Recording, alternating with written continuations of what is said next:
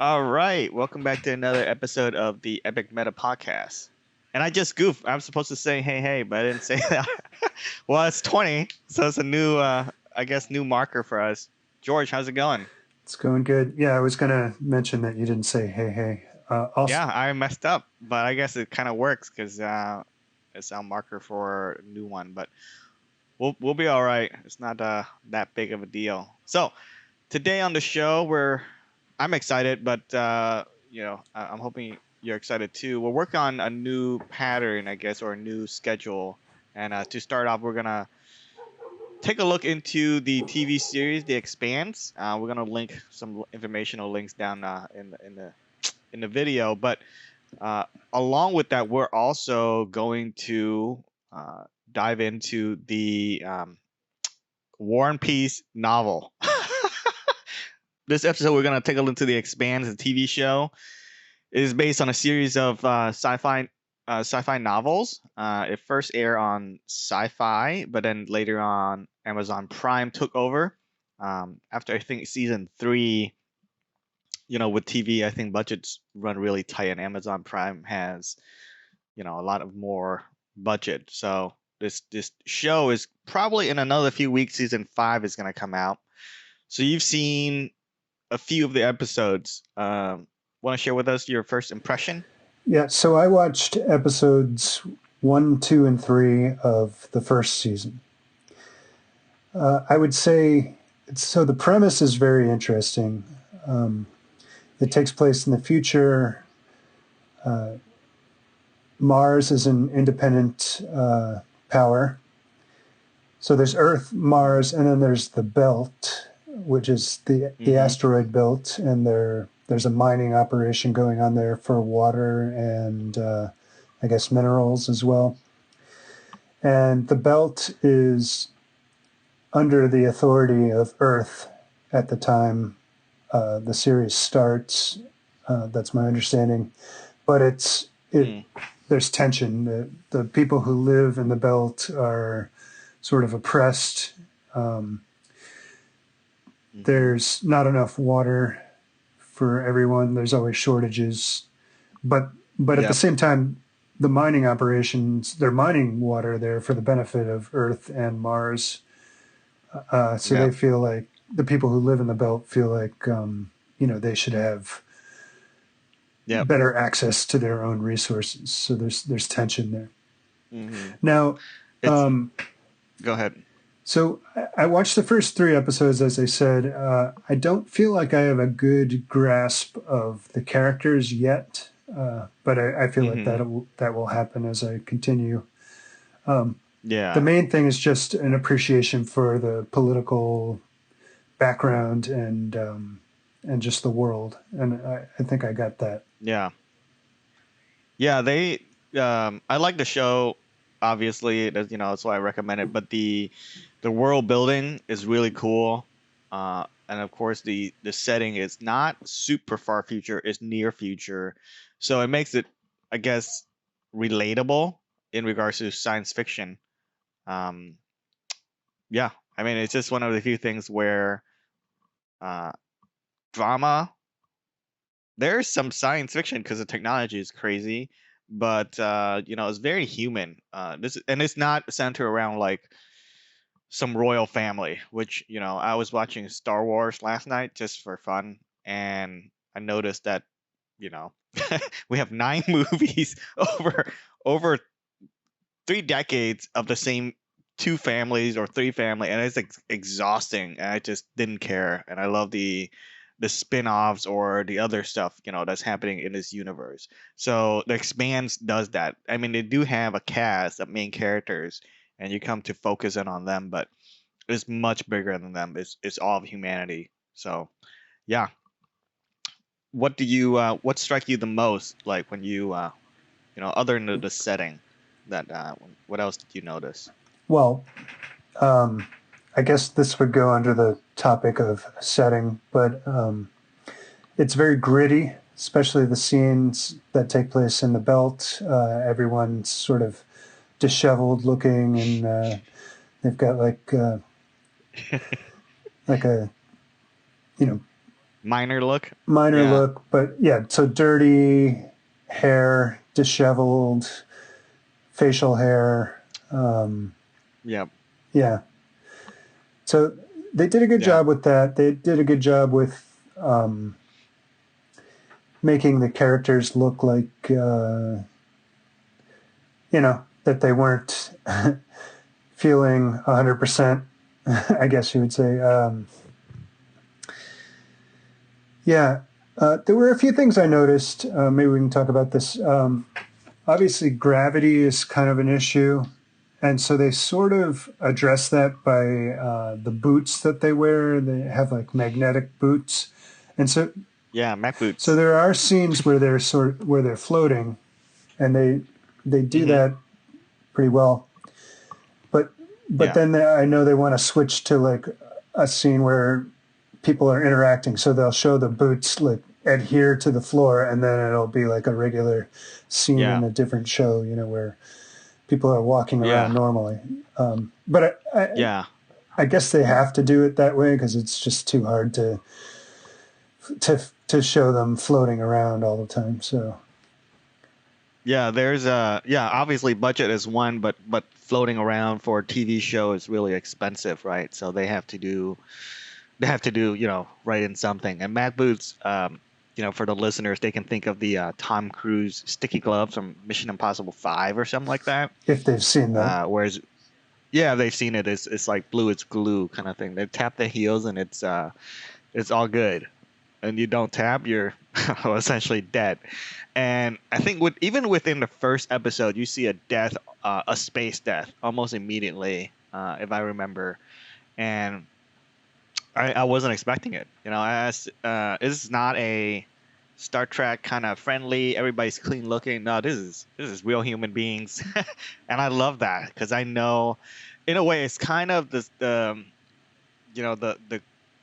colonial story that we have here on Earth, right? And it's just a mirror of how we, basically have independence because we used to send money back to England, and people got sick and tired of that. And Earth makes more sense because you can actually reach America, whereas the belts, I would imagine, is like way early. However, I come to realize they needed oxygen supply, and unless their ships and space station can generate oxygen and food and other resources, they're gonna need to do trades and send stuff back because yes, they're mining ice, which gets water, but they might not have the production systems in line for them to get water and get air and get everything they need from those ice. So they do need some reliance on Earth, but I love that that problem is there. It's not going to go away even when we manage to go to space and explore our belts. We're still kind of being colonial and annoying. So do you feel that Earth is more like pompous kind of vibe? I like Mars, right? There's total different cultures between the three, I guess, or organization of humanity because they speak differently. They speak differently. They actually created a language for the show and for the books too, for the belts, which is all English based. But it sounds, I don't know. It sounds Louisiana. yeah, they have it. What did it sound like to you? They speak with an accent um, that sounds foreign to American ears, I would imagine. In Yeah. the first episode, the first scene, there was a woman who was sort of imprisoned in a room or trapped in a room, and she breaks out, Hmm. and then she's in a ship somewhere out in the belt, I guess. Yep. And she opens a Yep. scene and she sees another room where there's a person who's being killed or in the Mm. process of being killed. And I still don't feel like I have a handle on what exactly was going on there. And is that the Yeah. same ship that they received the distress call from and then go and check out? Correct. So it's a lot. So they packed a lot into the first season. I've read the book series up to book 3 or book 4, and then at some point like I think in previous shows I talk about my visual. I'm so visual that for certain action sequences, I don't know what's going on. I just have a blank, and so I just start watching the show because I needed to. They were doing it much faster and prettier, and Hmm. it's much easier to consume. So yes, once you binge watch, like the average, I guess, person today, instead of like a healthy person that watch one TV show a week, the underlying story, there's an arc to the season, and that's part of it. They'll phase that in as you I guess the story moves along. But yes, that was the beacon signal. She managed to set it off before she also Hmm. dies.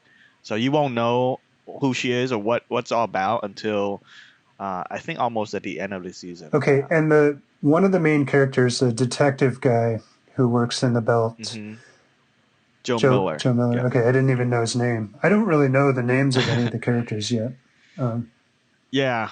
This is why like I read and it sticks with the names, but then I have to like watch a TV show because I just don't know how they look like. And it being so visual, it allows me to kind of focus in on that character visually. But yes, okay, yeah, well, that's it what I've been able to gather is that one of his main assignments is to find some girl who went hmm missing. Is that the girl who was on the ship in the first scene?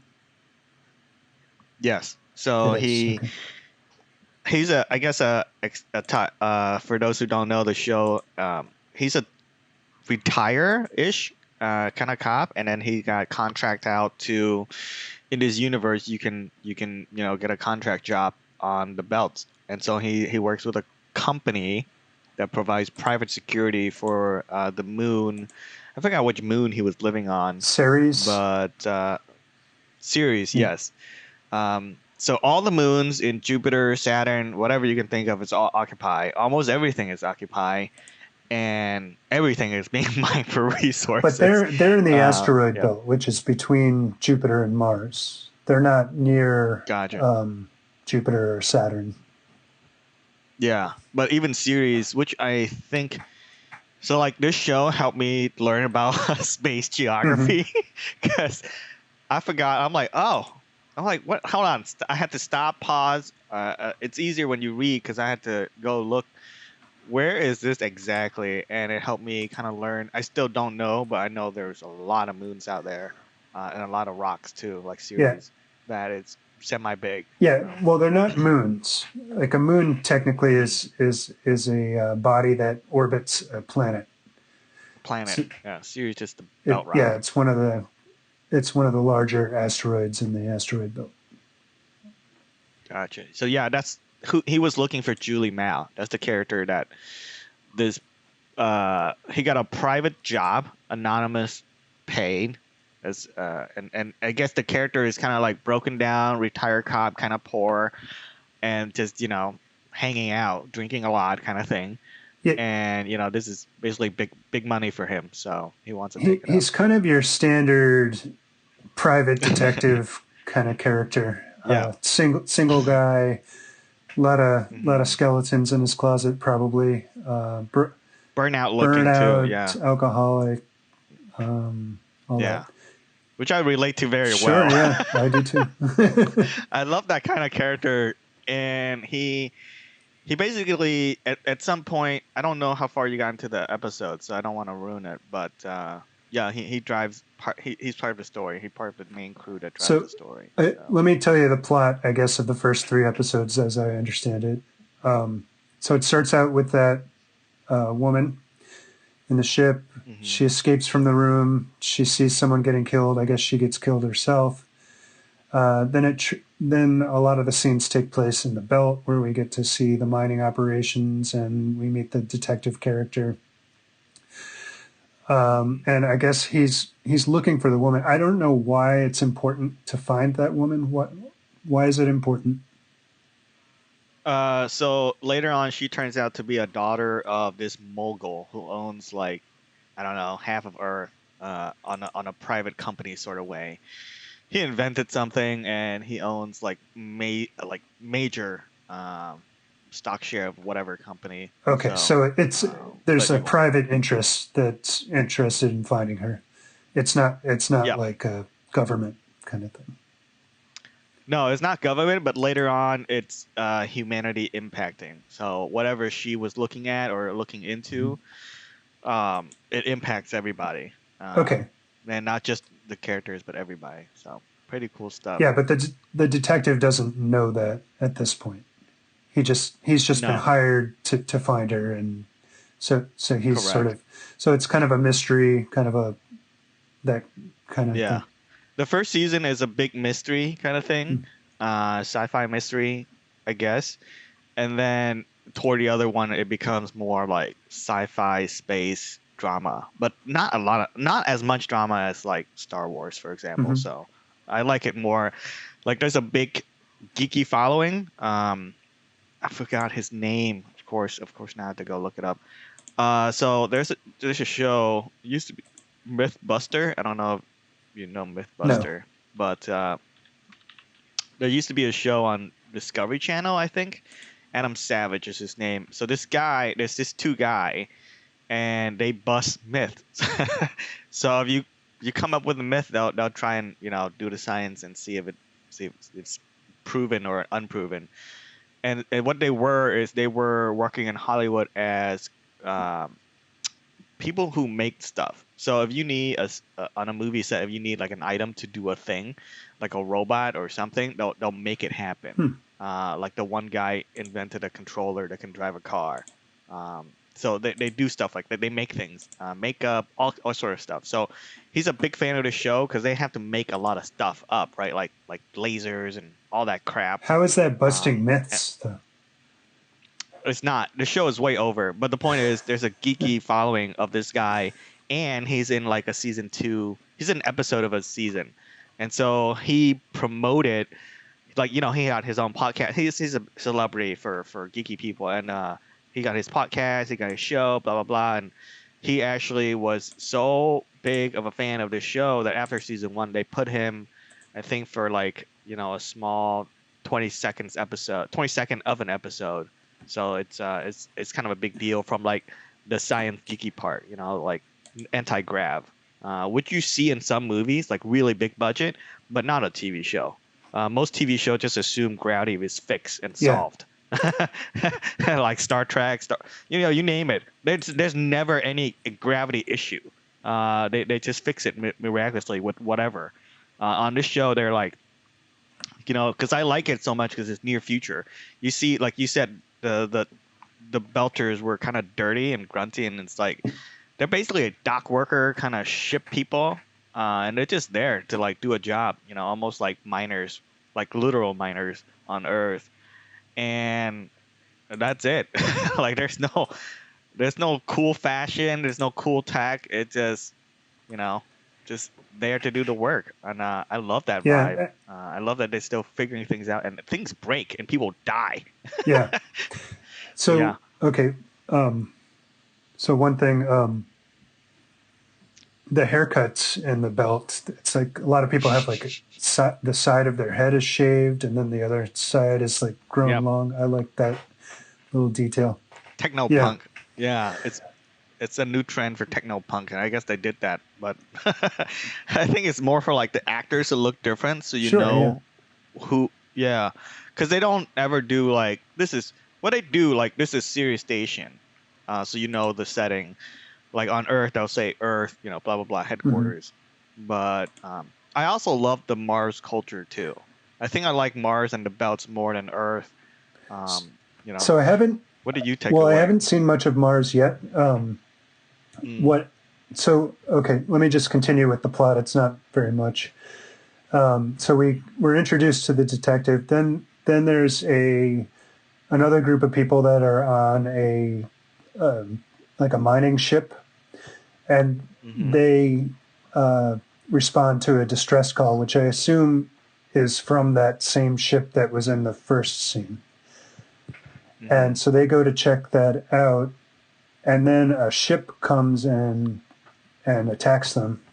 And it seems mm-hmm. like it's a Martian ship, but later on that becomes unclear as to whether that was actually a Martian ship. So the main mining ship is destroyed, but there's like 5 people who are on a shuttle, and so they're trying to escape, and they outrun whatever ship was attacking, but they don't have enough air to make it all the way back to the belt, and so they send out a distress signal, and then a Martian ship responds to that. Okay. And so they get picked up by the Martians and imprisoned and interrogated. And it's in these scenes with the Martians that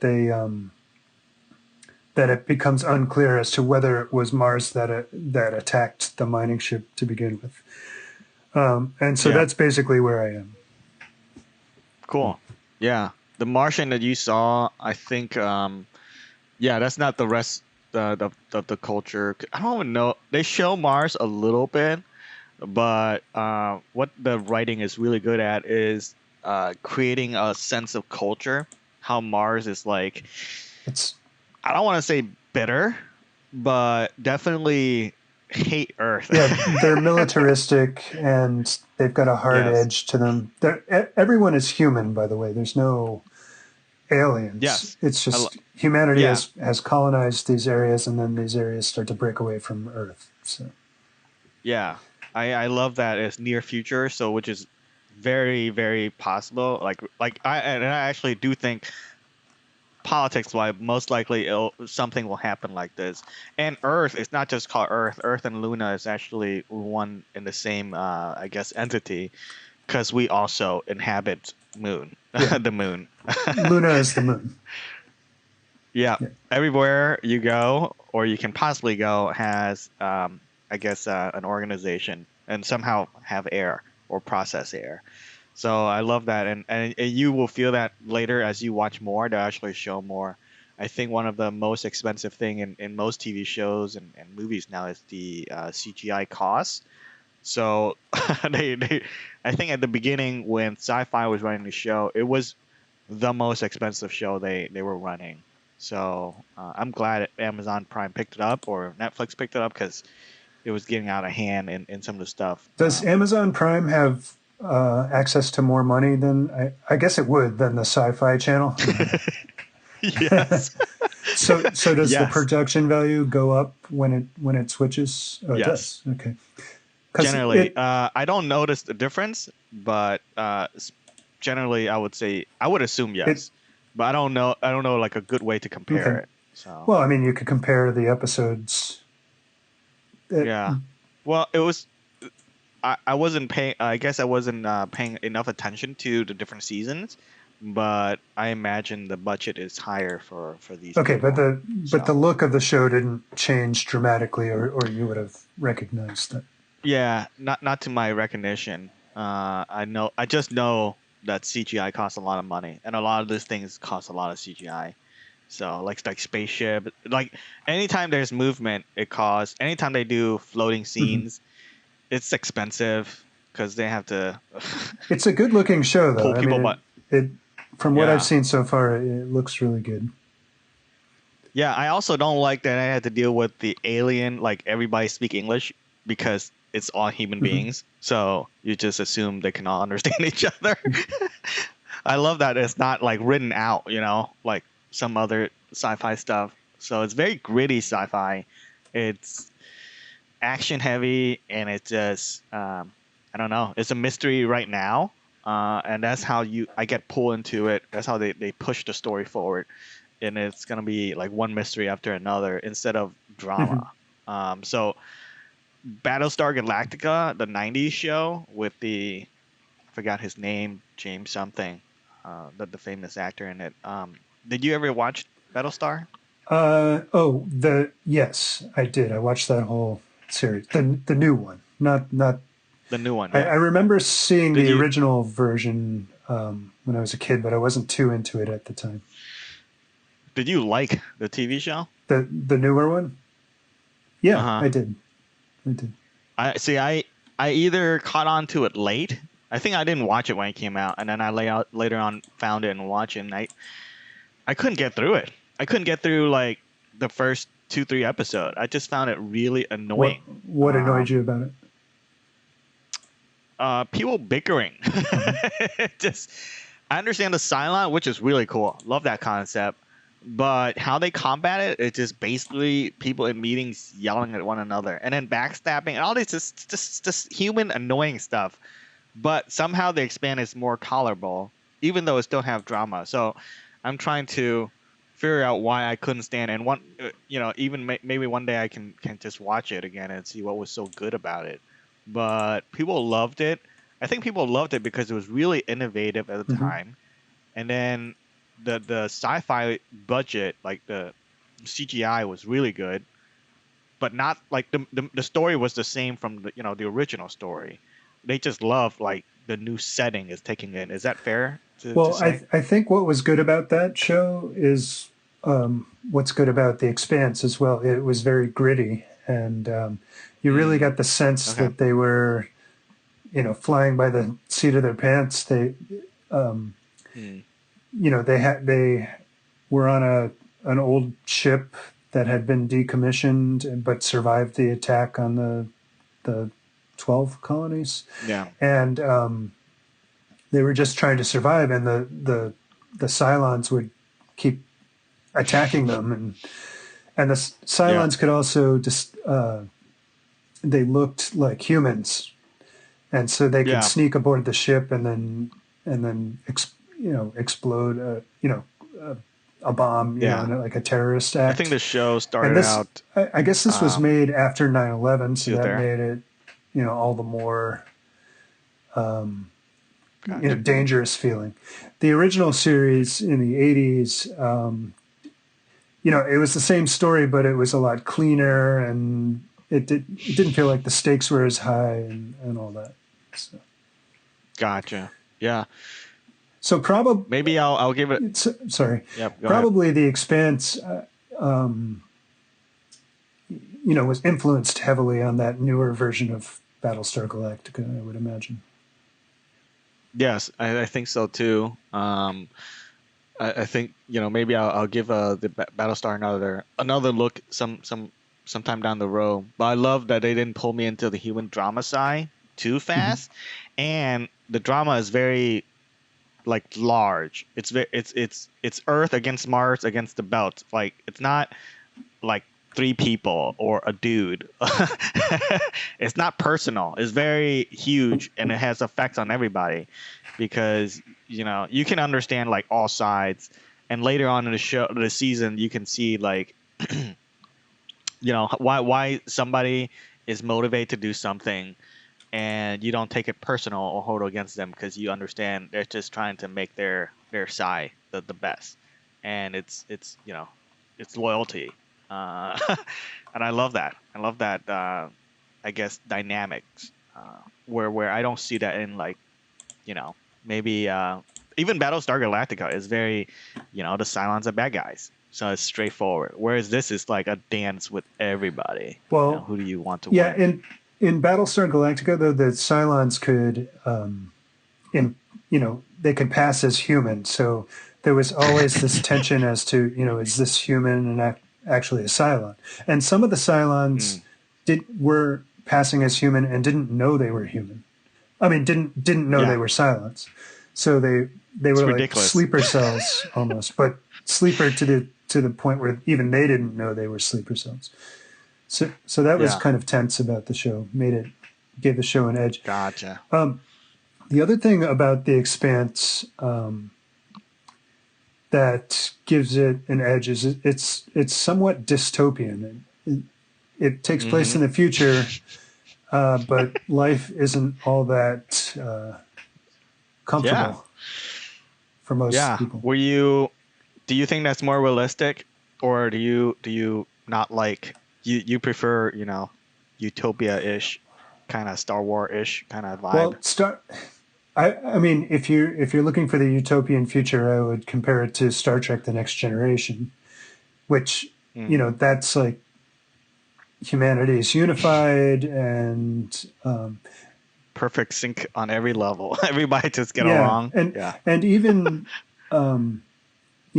there's alien cultures that have been incorporated into the United Federation of Planets, and the Mm. United Federation of Planets is pretty unified as well. So it's the threats come from the outside, the Yeah. Klingons and the Romulans, Mm. but in terms of technology and lifestyle, it's like a very high, comfortable. High tech. Not only high tech, Yeah. but very comfortable and Yeah. You have enough kind of vibe. Like you don't need to go and scrounge for yeah, anything. and educated Kind of and vibe. cultured and yeah, so Yeah. very different feel. But I Yeah. loved I think. Star Trek: The Next Generation. They tried to uh, go in the gritty direction with Deep Space Nine. Did you ever see that show? No, I missed it. I think it was. I think I yeah, I heard about it when I was in college, and then I just, like pre-internet or before Google was around, it was just, you can hear things and you're like, what? And then you just don't know anything about it. Whereas now you can actually go look it up somewhere, right? And so I missed I missed that whole series. I don't know anything about it. Is it near future or super So far Deep future? Space Nine is a continuation of Star Trek: The Next Generation. There's some crossover characters. I mean, it takes place in the same universe. Gotcha. It's Is Data still in there? Data is not. I don't know if he ever appeared in an episode of Deep Space Nine, but yeah, he's not a regular character. But Okay. Worf is, and the the engineering guy O'Brien is, but nobody really cares about that. Um, Yeah. so yeah, and then there was Voyager, which was also kind of a grittier, more survival Yeah. kind of feel to it. I got I got pulled into Stargate SG-1. I don't know if you've ever seen any No, I Stargates. never saw that. Oh, because it was 10 seasons. Oh my God! Like it was 10 seasons worth of how do you describe where there is an arc, but maybe toward the later seasons. At the beginning, it was just very weekly episode TV. I don't know how do you describe that, but Episodic. yeah, Mm. episodic. It's MacGyver, for 10 years of a second MacGyver. Basically, he didn't invent anything or solve anything with bubblegum, but it's still it's basically MacGyver in space. So that sold me, and I watch it. It was really bad for the first 3 seasons. It was just boring, normal TV stuff. But You later on, they start. you stuck with it though, even though it was boring. I stuck with it. Yeah, it was fun because Richard Dean Anderson pulled a huge amount of weight, right? And so even if the writing is bad or an episode is like whatever, it's like meaningless.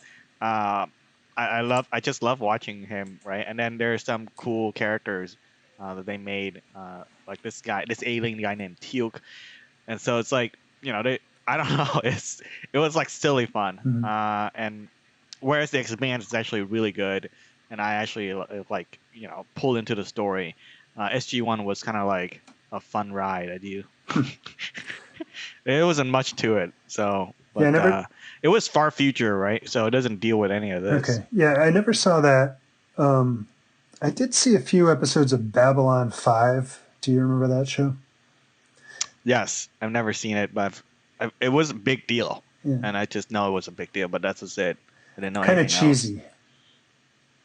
Is it far future and human settlements everywhere, or what was it? Yeah, I'm trying to remember. It's been a long time since I've seen it. There were lots of different. The Babylon 5, I guess, was some ship where different space Yeah, civilizations. It was kind of like a. survival in space, right? Like stuck into one spaceship, I Well, think. they weren't Maybe. surviving. I think it was like some sort of political settlement where they would occupy this ship, and then they could they could negotiate with each other on the ship. So it was. I don't know. It Mm. it wasn't a very good show. It's a space Yeah. station. So I'm looking it up now. It was basically surviving in a space station. Well, I don't know that I don't Yeah. think survival was so much of an issue. I think it was like political tensions. Yeah, like living Hmm. on there, but yeah. Which is, I guess, very similar to the Expanse, but it's all humans with the Expanse. So, which I love, is more realistic. Far future, they didn't do warp travel yet. I mean, not until like the toward season Hmm. 4. Um, so this is like what I call super fast travel. There's no, I don't know the term for it, but I think in season 2 or 3, you actually see a backstory to how they figure it out. Because right now we're limited. I mean, we have trouble going to Mars, right? And it's not easy for us. It's doable, but it's not. We're Takes a nowhere long near. time. You know, yes. So they figure out. So this is near future where they figure out faster travel, which solves a lot of issue. Because once you do, which I think is very real, in our real life, if we do, habitable on the moon, it'll allow us to do space travel faster because there's less gravity. So I spend, whereas spend time reading and working on your whatever projects of meditation, I guess.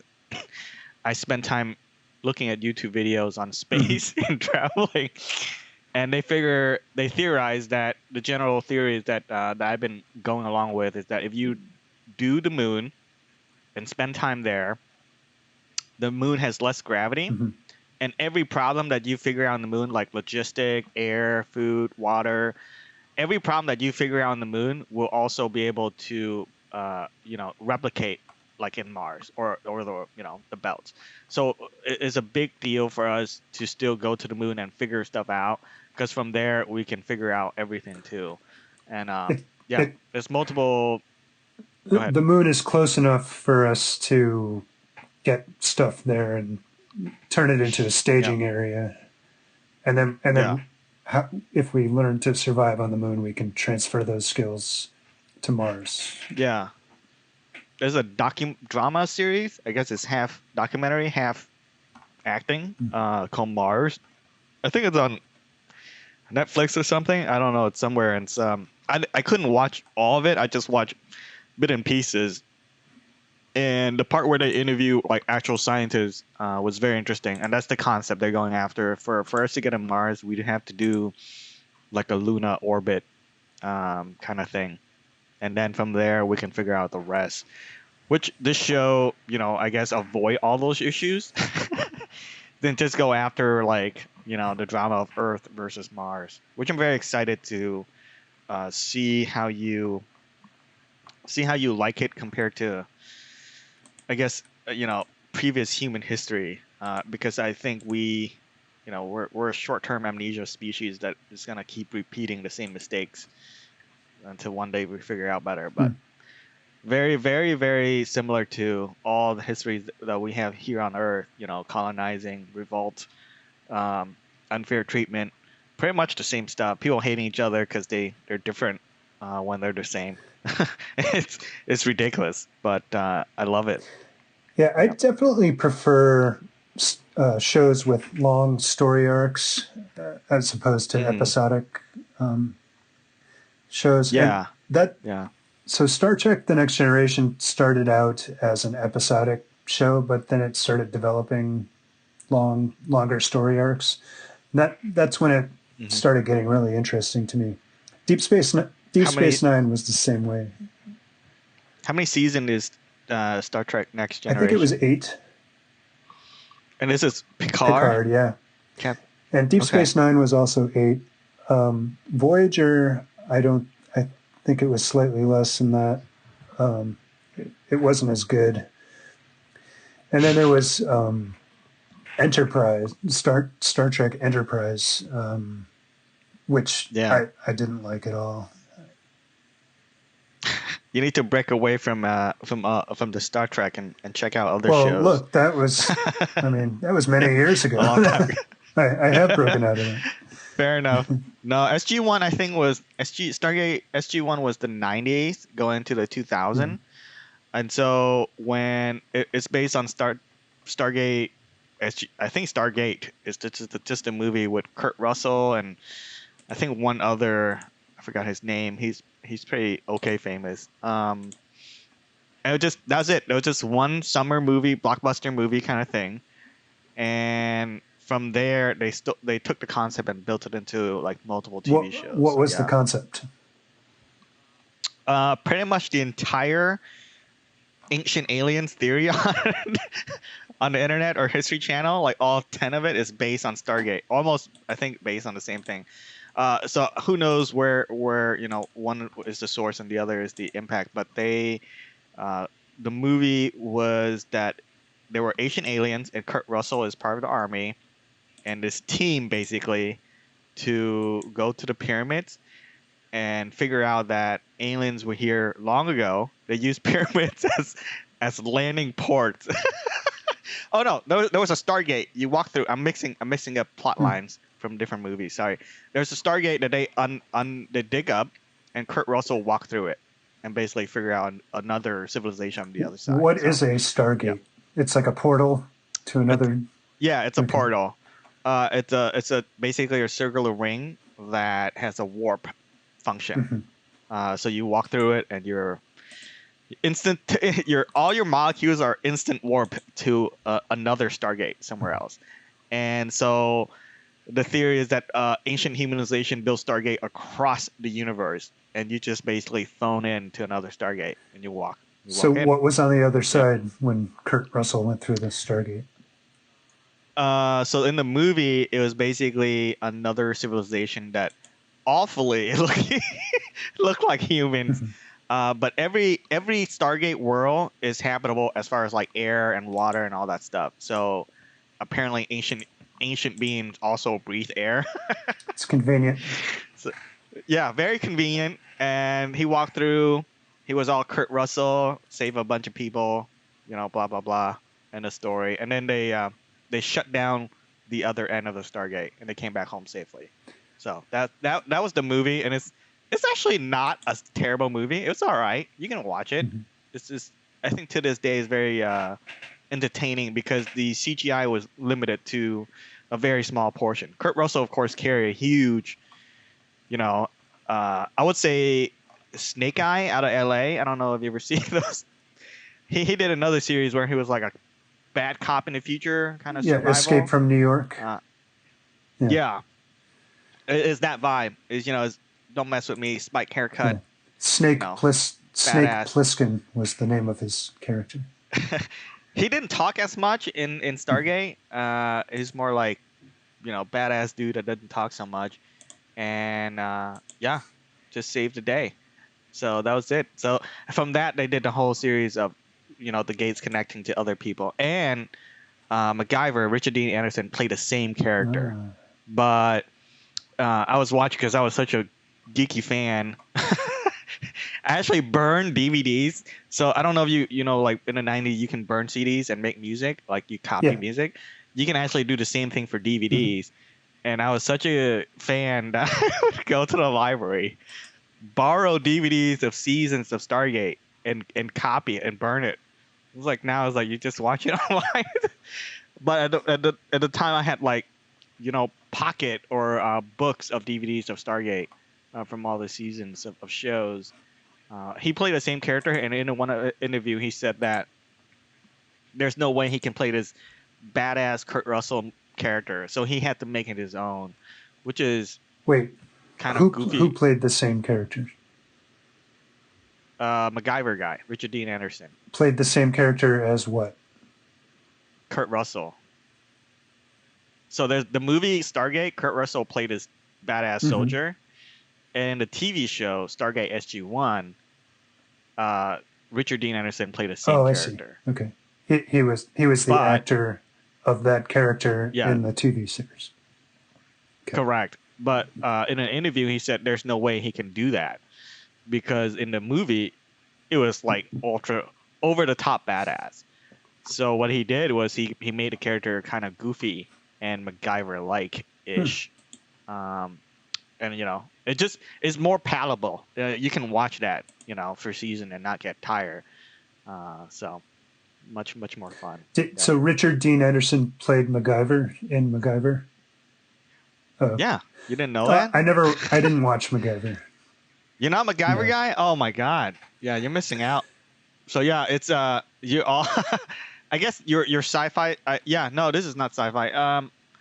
No. I would never thought he would do that because I thought after MacGyver it was over, right? This guy just MacGyver for the rest of his life, but he crossed over and I guess he semi reinvented himself to the sci-fi world, which is Stargate SG-1. So to me he's both, right? He's MacGyver and this other guy. Yeah, I know the premise of MacGyver.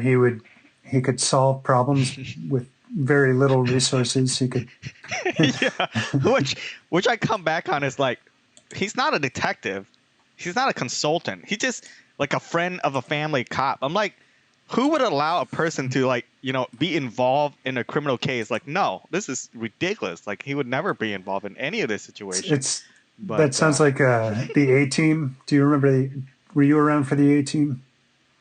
No, but I know about the A-Team from the recent remake, like the movie The A-Team, the most recent one with Liam Neeson. I didn't know they made one. Yeah, Mr. T and other. They were. Yeah, I missed out on that. I was not. I know about it, but that's about it. But these guys were basically, I don't know, they were like escaped criminals, and they drove around in a van, and then they would show up in a town and solve whatever problem needed to be solved in that town, and then drive on to the next town. They were being chased by, I guess, law enforcement of some kind. Oh, so they were in the most recent remake, they were like top of the class special operation teams members, and Liam Neeson like played the leader character, the guy that smoked a cigar, and he recruited all the other characters. So it's kind of an origin story. So they were in the movie. They were not like fugitives from justice. No, they were bad boys. Like, they don't listen to commands or authority. So like Liam Neeson kind of recruit them because they were bad boys and that were also badass. Yeah. Okay, maybe I'm not remembering the show correctly. Yeah, they were like.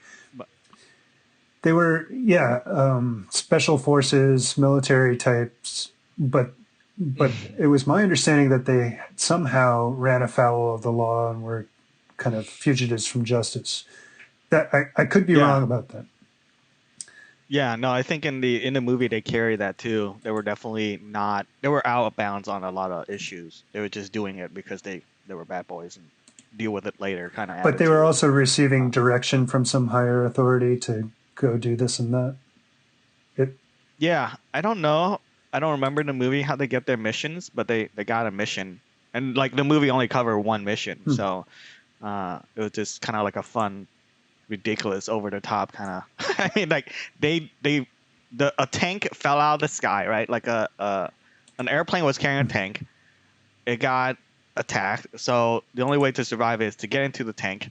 And while they were in the tank, it was parachute down to the ground.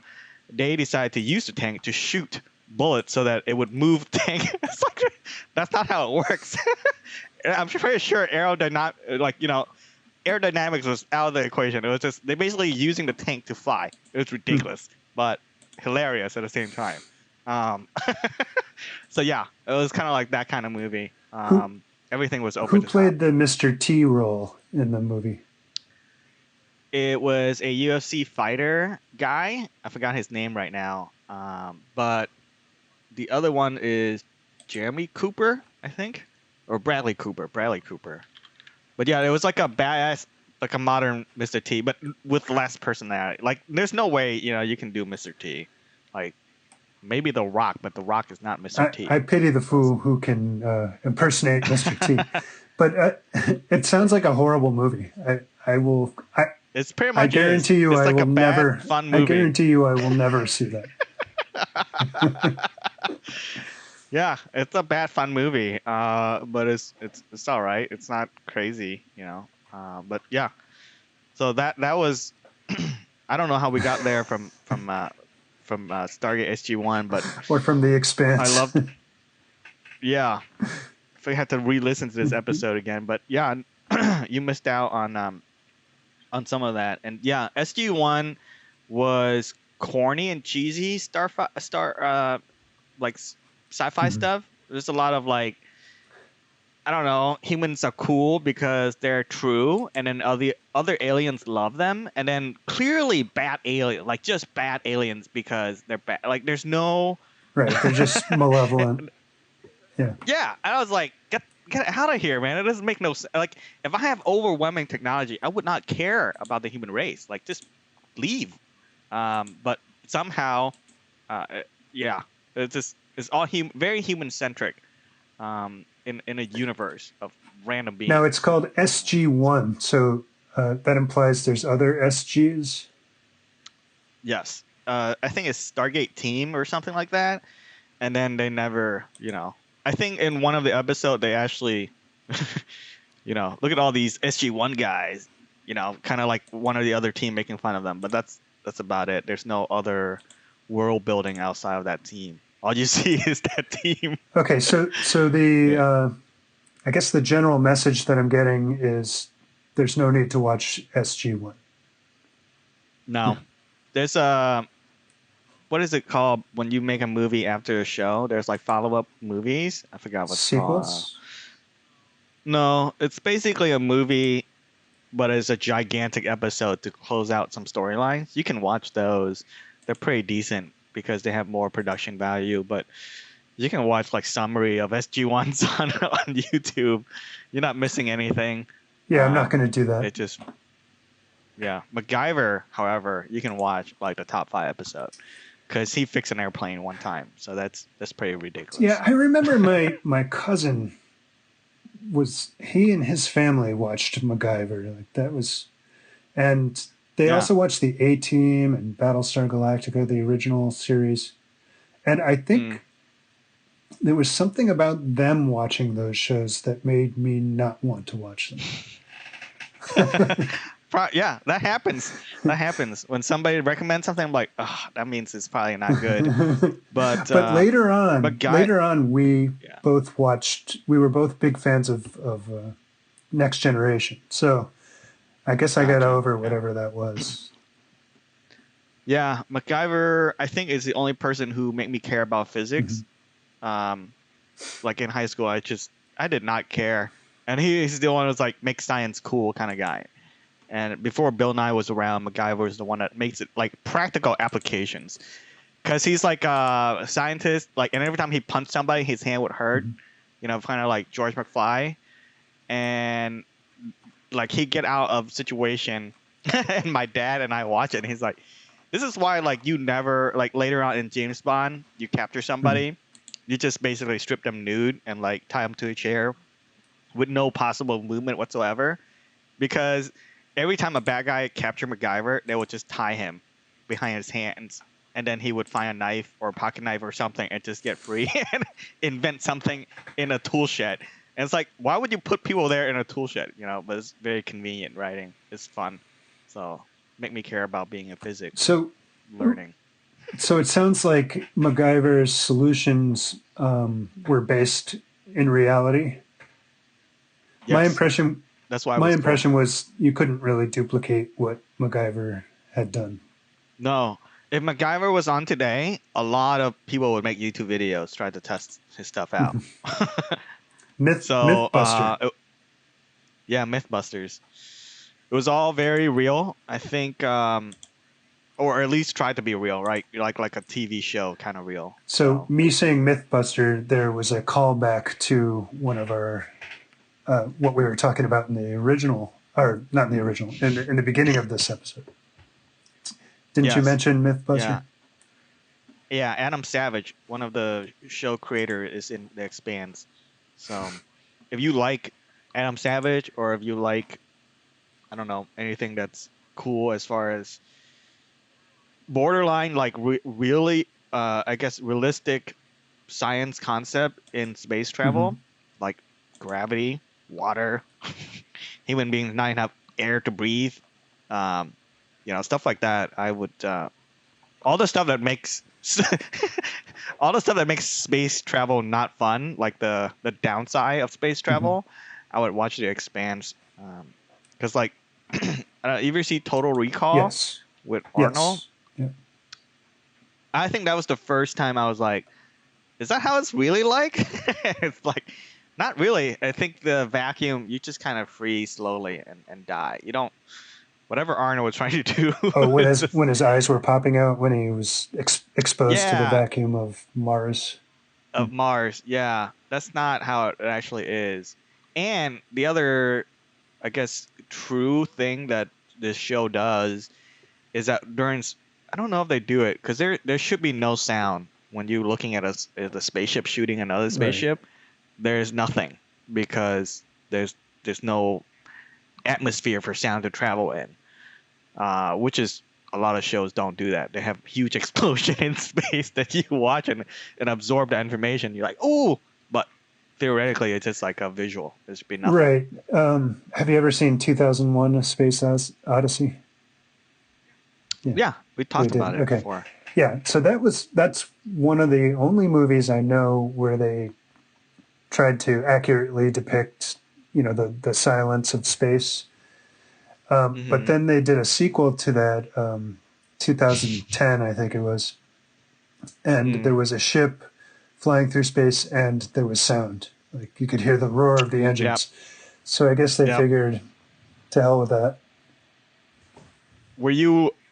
I got in trouble, or not? I didn't get in trouble. I got into a heated conversation with a coworker when I bashed Interstellar, the movie. You ever see Interstellar? I don't think so.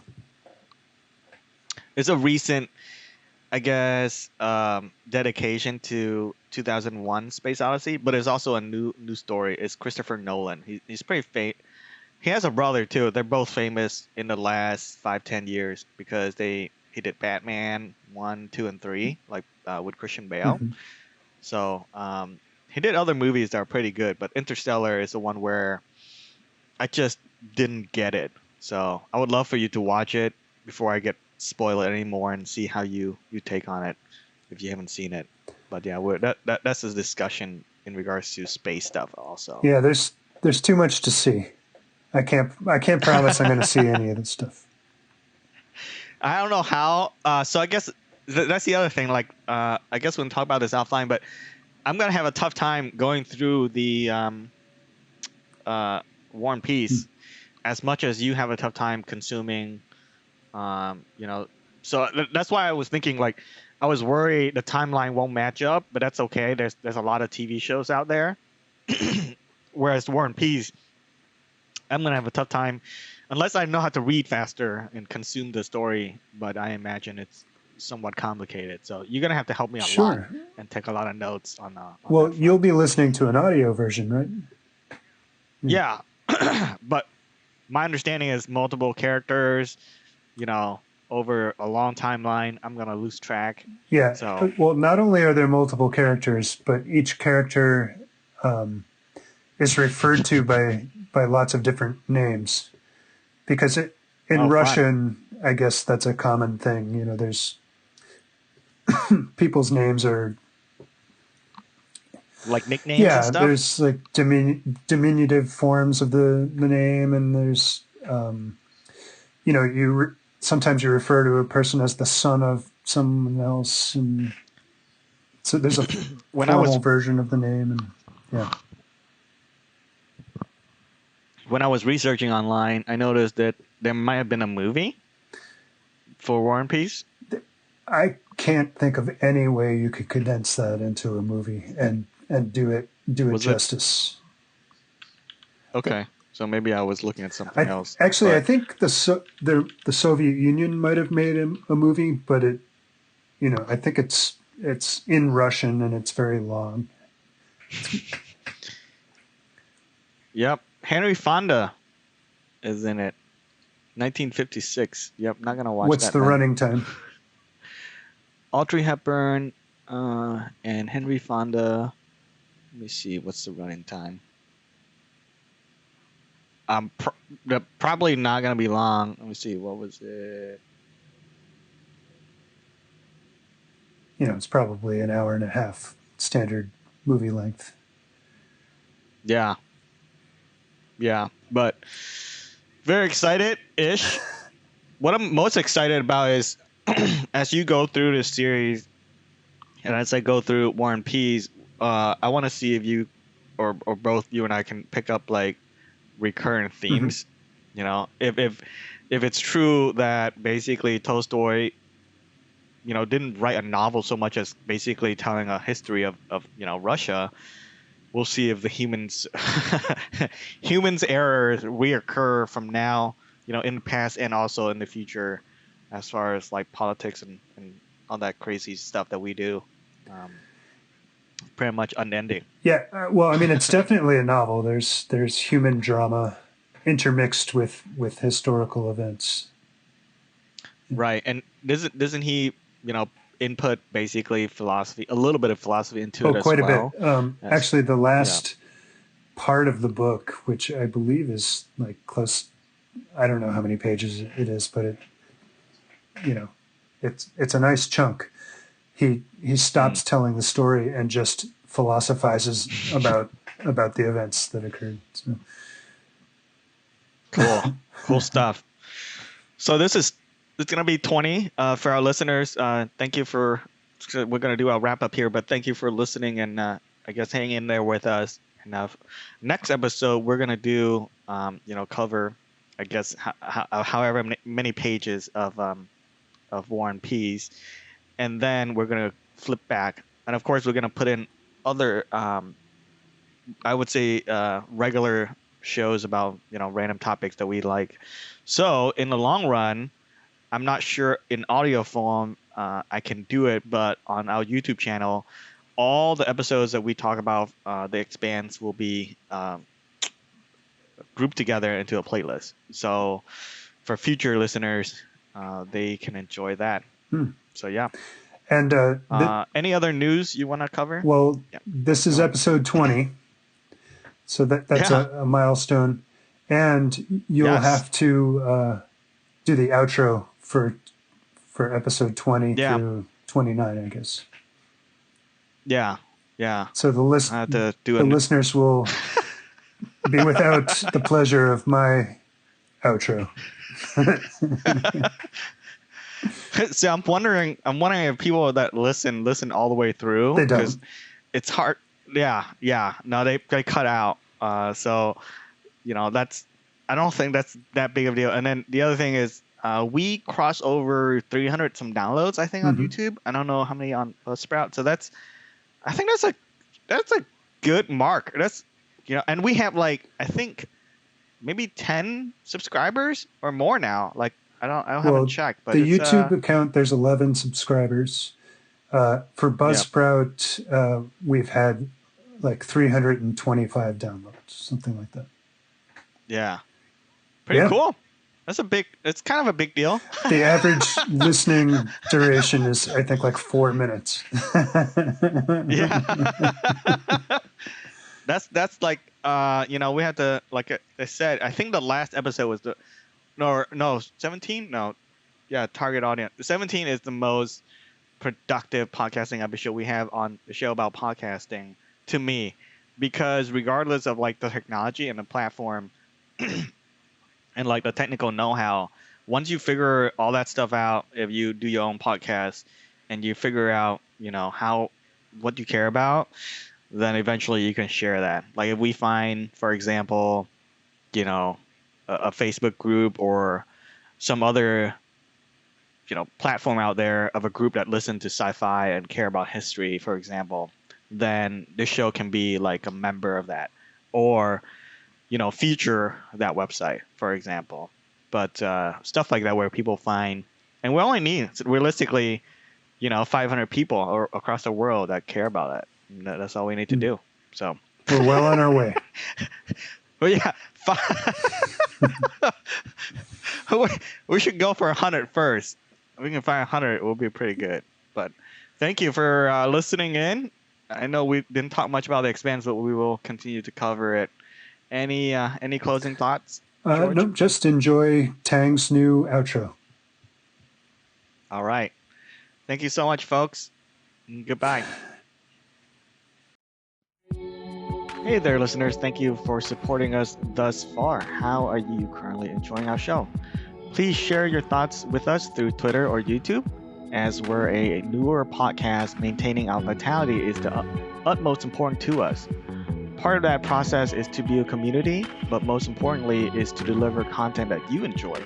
So in order for us to do those things effectively, please share with us your ideas and or requests, and of course, how you receive the show so far. Perhaps we can do a follow-up conversation to a topic that we've covered not in depth enough, or cover a new topic that you find interesting. As always, please like, comment, subscribe, and most importantly, share with someone that you think would also enjoy the show. And of course, as always, be good and be well. Take care.